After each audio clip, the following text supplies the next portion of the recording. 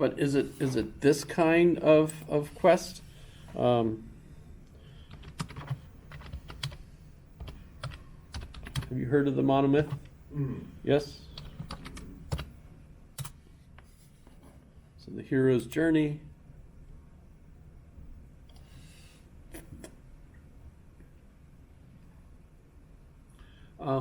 This pattern, and it ties into religion because basically, if you're believing in a meta-narrative, the main format of a meta-narrative is the hero's journey. Could be you. You may be that individual that's the hero. In fact, if you're thinking about the meaning of your own life, that would obviously be the case. What has my whole purpose in life been? I might certainly be revising that as I go. It wouldn't be the same as when I was 7 years old, and so on. But I mean, we've got plenty of contemporary examples of this. Luke Skywalker, follows every single one of I think there's 17 steps in the hero's quest. 17 stages. Yes, go ahead. Is that like the structure of like epics? Was like the first, I think the first book that we have in history is like the Epic of Gilgamesh, right? Yes. Is this like the same format that we see? I believe Gilgamesh is incorporated in. So where this the monomyth is not actually from Joseph Campbell. He picked that up from Finnegan's Wake, if I remember correctly, where it's used as a description of, it's all myths are essentially the same, but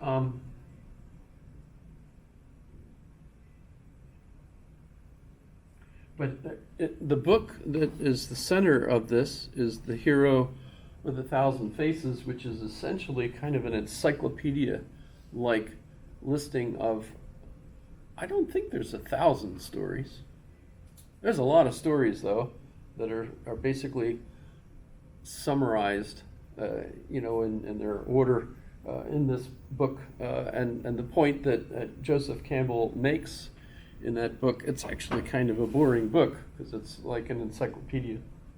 Nobody sits down and reads an encyclopedia from start to finish, except for that one person who wrote a book about that experience, which was maybe 10, 20 years ago. A guy wrote a book the year I read the encyclopedia, and he wrote a book about his, experiences reading the encyclopedia. It runs like an encyclopedia, analyzing stories. People will criticize him and say he deliberately picked stories that fit his pattern best. Yes. So did he pick it from like certain only from like a certain pool of like cultures? Is it like something that's specific to a certain culture, or is it like he's trying to pick it from all human cultures? Okay. To indicate that this is the monomyth. There's one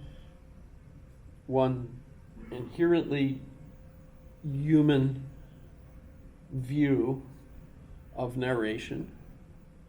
Obviously, you've got all kinds of stories that you can throw in there, but the idea that there's one specific pattern, that number one is the one that will sell your movie. I mean, you can have lots of different movie plots, but if you look at the movies that sell mega millions of tickets or whatever, right? So just George Lucas? Yeah. I am getting old. I'm not sure how many more years I'll be able to pretend I can teach. But George Lucas called Joseph Campbell my Yoda. Mm-hmm. So he is his mentor. I don't know how close they were, but in any case, he basically took this monomyth and wrote a story filling in all those 17 steps and marketed it as Star Wars, which was just supposed to be a fun little movie. It turned out to be such a mega hit that every movie that, or every producer that wants to have as much money for their movie as people expect anymore, had to follow the same pattern. So when you look at Star Wars, and it was repeated, of course, in each of the following sequels and prequels, you get really this pattern.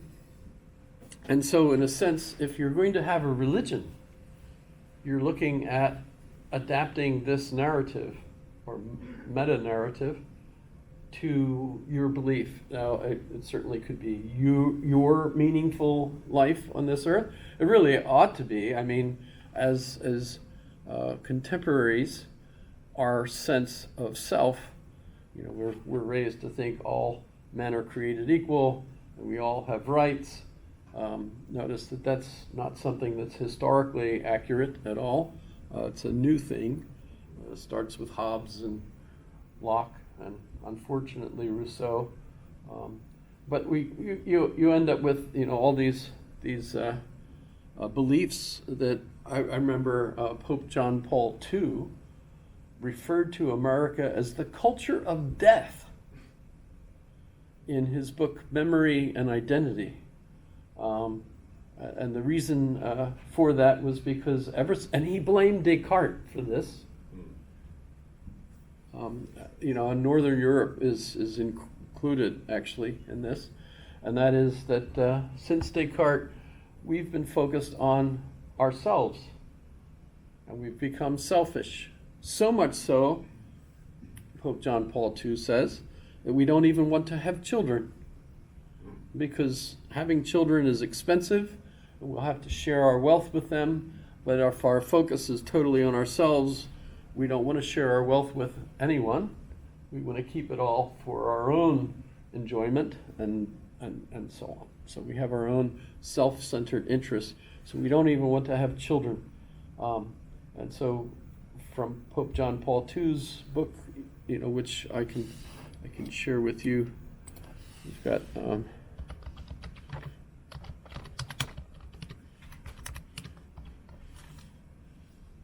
did it give me two? Memory and Identity. I'll use the Wikipedia article. So you get, this is Pope John Paul II. He was the Pope before Benedict. Pope Benedict, Joseph Ratzinger, was John Paul II's right-hand man. And at that time, they referred to Benedict as the Pope's Rottweiler, because that's a mean German dog. And then when Pope Benedict,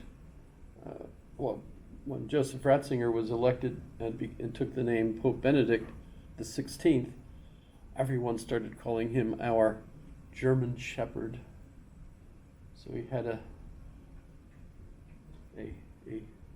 change in breed, metaphorically, because a German Shepherd, that's the shepherd thing, it's taking care of us. So, this is John Paul II, who, by the way, was a sociology major, philosophy major, sociology major, drama major, because he basically in Poland, growing up, becoming a theologian, was in plays and things. But his view is that the modern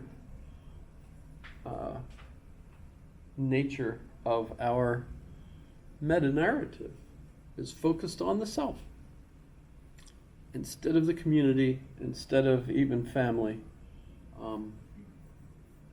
And so he called it a culture of death, because of course everyone that's just totally selfish, instead of being social and caring about others, is essentially going to die without any family left.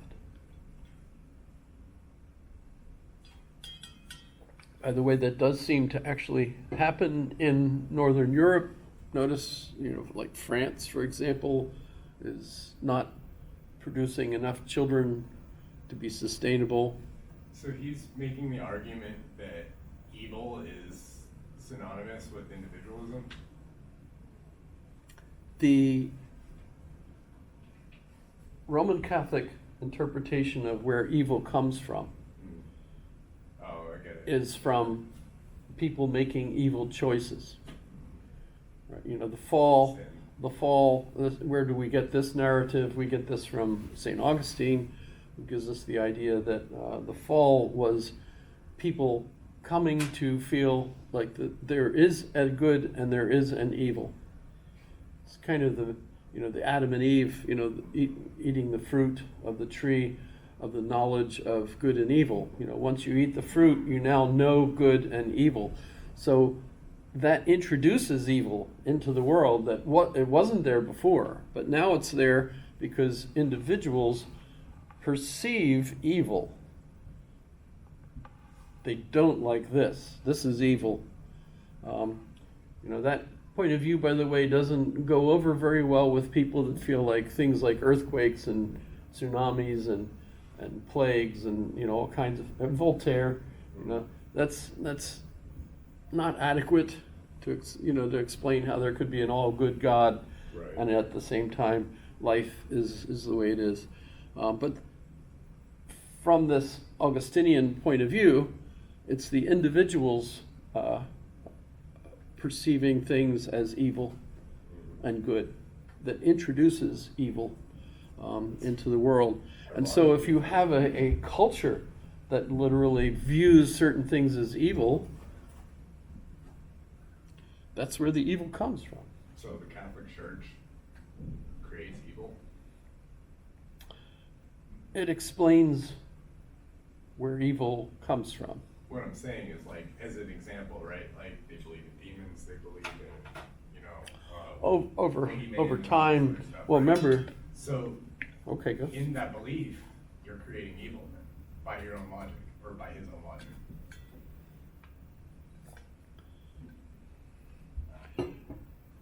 This is original sin for Right. St. Augustine.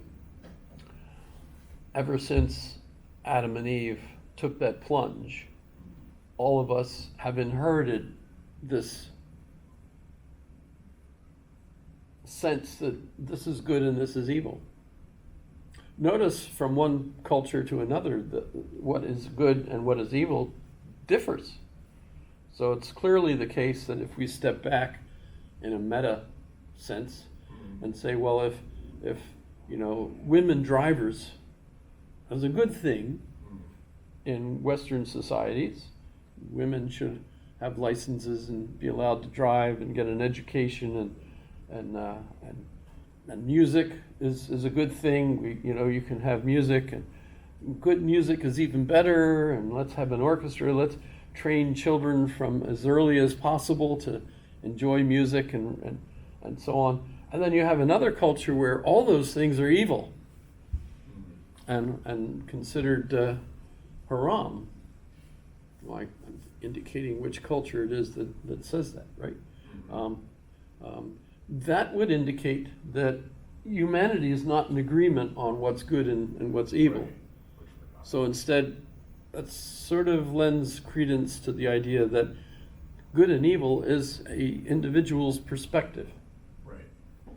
which doesn't mean that each of us have our own individual perspective. We grow up as individuals in a society that says you're all individuals,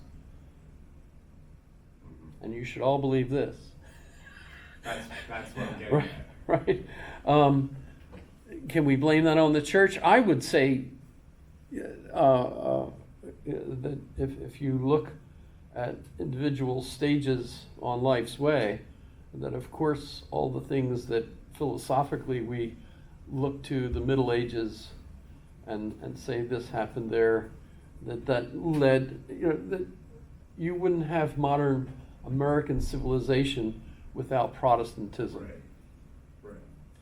I mean, that's, you know, and Reza Aslan, interestingly enough, years ago when he was writing, I haven't heard him write anything recently. Zealot was the last book Reza wrote, and he basically thought that the Arab Spring was their Protestant revolution, and that it was going to transform worldwide Islam so that it could be developing into